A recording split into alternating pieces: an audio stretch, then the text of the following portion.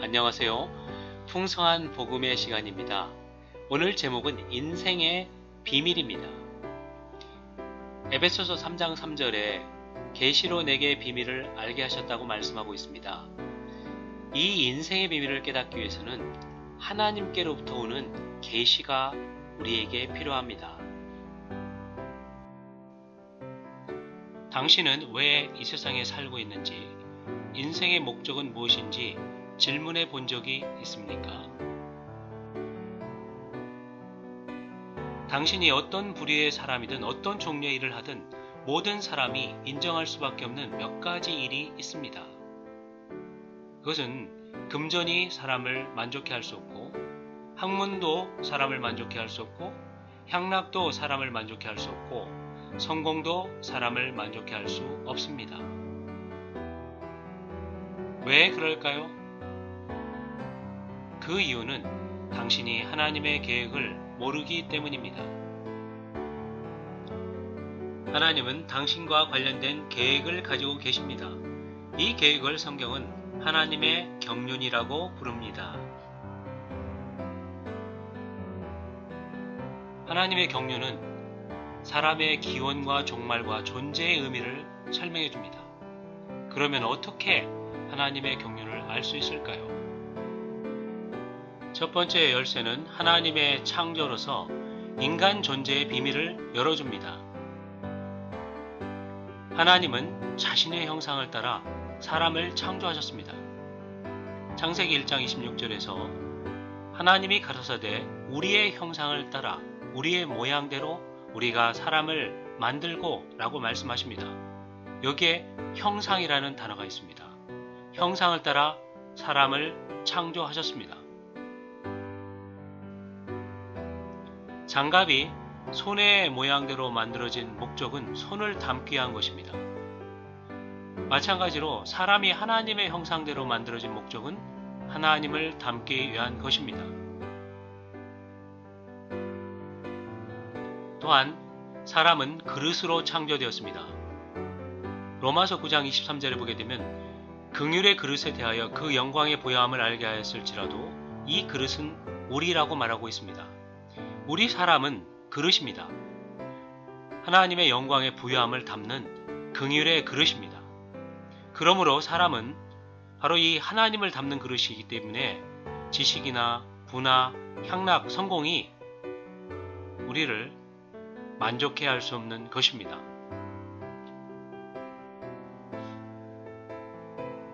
또한 하나님의 그릇인 사람은 영과 혼과 몸, 이 세 부분으로 창조되었습니다. 데살로니가 전서 5장 23절은 분명하게 말씀하고 있습니다. 너의 온 영과 혼과 몸이 흠없게 보존되기를 원한다 라고 말씀합니다. 여기에 보면 영과 혼과 몸, 스피릿, 소울, 바디 이 세 부분으로 된 사람을 볼 수가 있습니다. 이 몸은 신체로서 생리적인 층에 속하고 물질적인 사물을 접하기 때문에 가장 표면적인 부분입니다. 혼은 정신으로서 심리적인 층에 속하고 정신적인 영역의 사물을 접하기 때문에 비교적 심오합니다.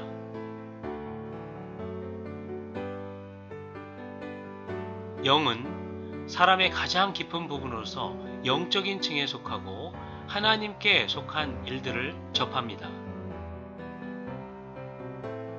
하나님은 바로 사람의 영 안에 들어와 사람의 내용이 되시고 만족이 되기를 원하십니다. 이것이 바로 인간 존재의 목적입니다. 두 번째 열쇠는 사람의 타락으로서 사람의 선한 본성과 악한 본성의 비밀을 열어주고 있습니다. 사람에게는 두 본성이 있습니다. 선한 본성은 하나님의 본성에 부합되는 것입니다. 여기에는 진실함과 선함과 사랑스러움과 지혜, 친절, 용기 등등입니다. 악한 본성은 선한 본성과 대항해 싸우는 것입니다. 중국에서 이학에서 보게 되면 이것을 바로 이치와 정욕의 싸움이라고 합니다. 동서고금을 막론하고 인성에 대해서 아는 사람은 다 이 사실을 시인합니다. 성경에서는 이 악한 본성을 죄라고 부르고 있습니다. 죄는 바로 사람 속에 거하는 것입니다. 로마서 7장 18절과 20절을 보게 되면 내 속, 곧 내 육신에 선한 것이 거하지 아니하는 줄 아노니 원함은 내게 있으나 선을 행하는 것이 없다라고 말하고 있습니다. 만일 내가 원치 않는 그것을 하면 이를 행하는 자가 내가 아니요 내 속에 거하는 죄라고 말씀하고 있습니다.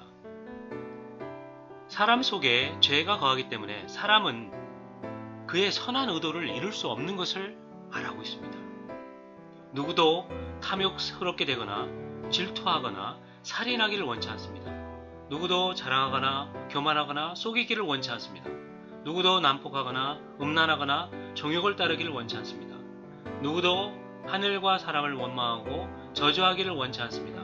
그러나 누구도 이런 악한 본성에서 벗어날 길이 없습니다.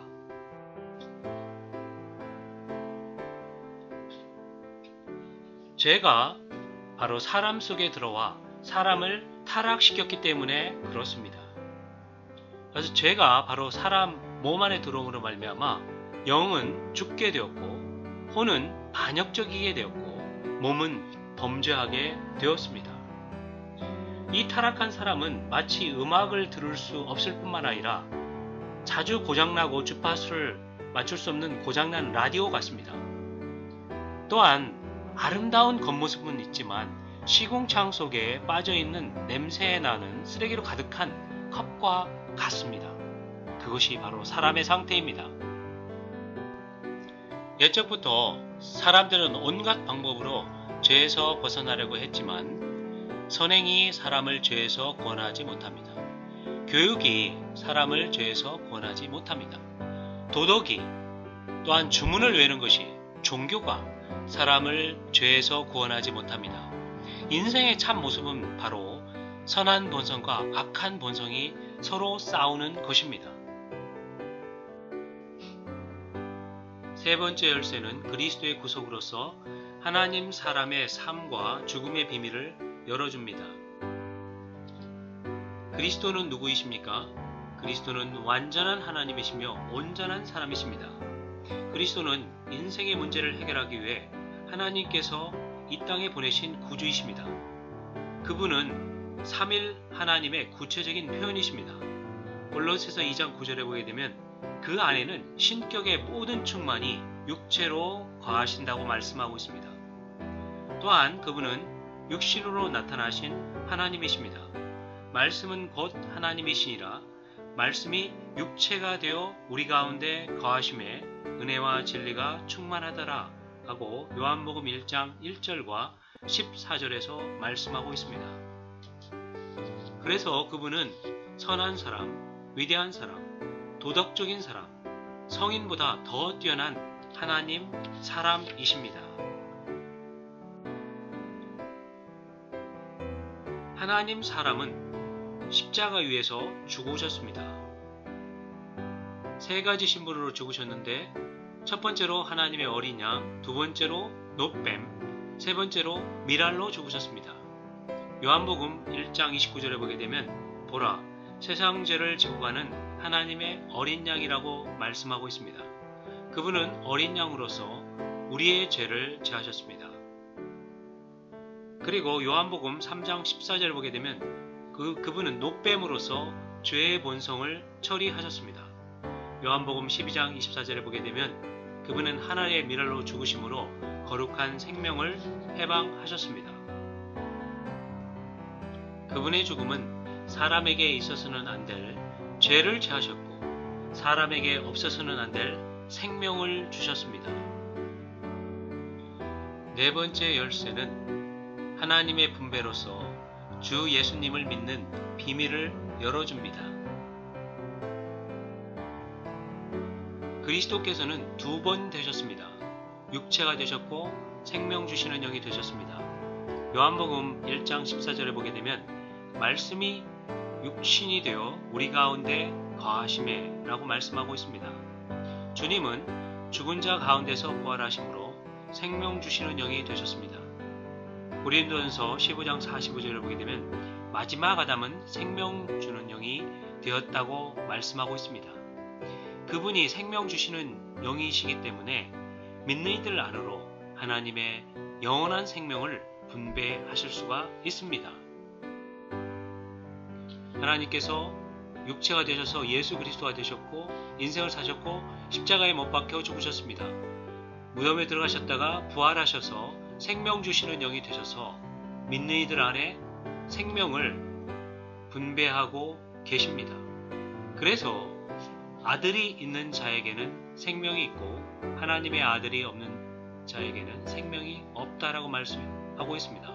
이것은 바로 하나님의 영원한 생명, 신성한 생명을 말씀하고 있습니다. 생명 주시는 영으로서 이러한 생명을 분배하십니다.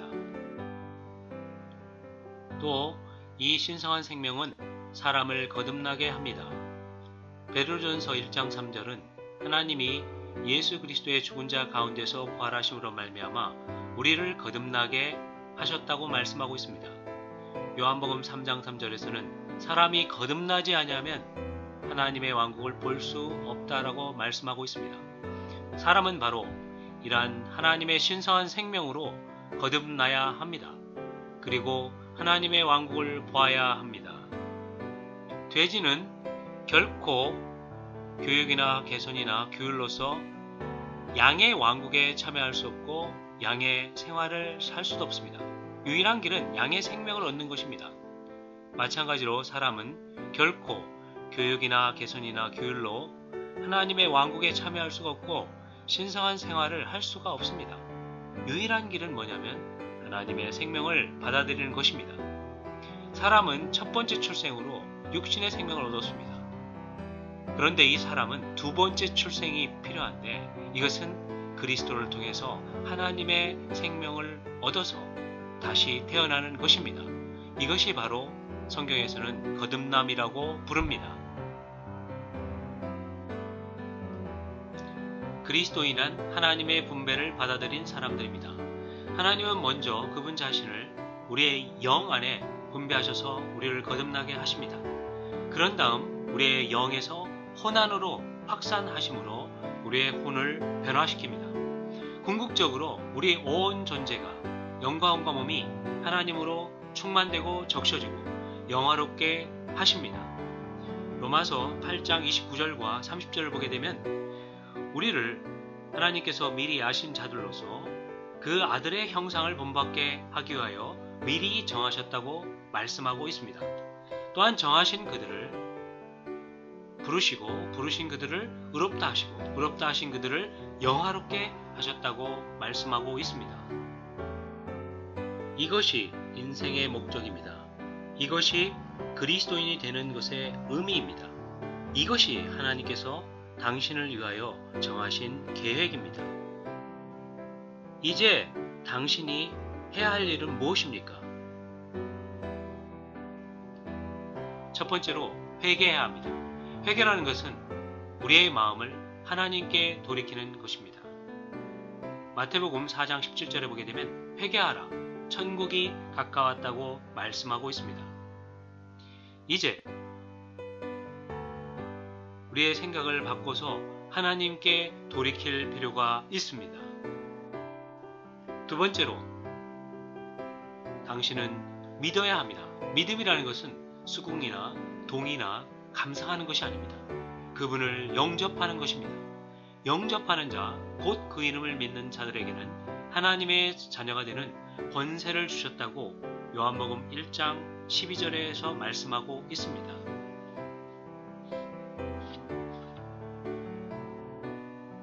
세 번째로 불러야 합니다. 마음으로 믿고 입으로 시인할 필요가 있습니다. 내가 만일 내 입으로 예수를 주로 시인하며 또 내 마음으로 믿으면 구원을 얻는다고 로마서 10장 9절에서 말씀하고 있습니다. 우리는 입으로 주 예수님이라고 시인해야 합니다. 그리고 우리의 마음에서 주 예수님을 믿어야 합니다. 그렇게 할 때 구원을 얻습니다. 로마서 10장 13절에 보게 되면 누구든지 주의 이름을 부르는 자는 구원을 얻으리라고 말씀하고 있습니다. 주의 이름은 주 예수님입니다. 여러분, 마음을 열고 주 예수님 하고 그분의 이름을 부르십시오. 그리고 그분을 영접하시기 바랍니다. 마지막으로 침례를 받는 것입니다. 침례는 간증입니다. 침례는 당신이 사탄의 나라에서 하나님의 나라로 옮겼다는 간증입니다. 마가복음 16장 16절에 보게 되면 믿고 침례를 받은 사람은 구원을 얻을 것이요 믿지 않은 사람은 정죄를 받으리라고 말씀하고 있습니다. 요한복음 3장 5절에서 예수께서 대답하시되 진실로 진실로 내게 이르노니 사람이 물과 성령으로 나지 아니하면 하나님의 나라에 들어갈 수 없다라고 말씀하고 있습니다. 그러므로 당신이 주 예수님을 영접하는 길은 바로 침례를 받는 것입니다. 이제 마음을 열고 함께 기도합시다.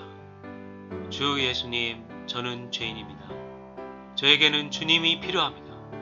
저의 죄를 제하여 주시고 제 영 안에 들어오소서. 하나님의 생명이 충만하도록 저를 충만케 하소서.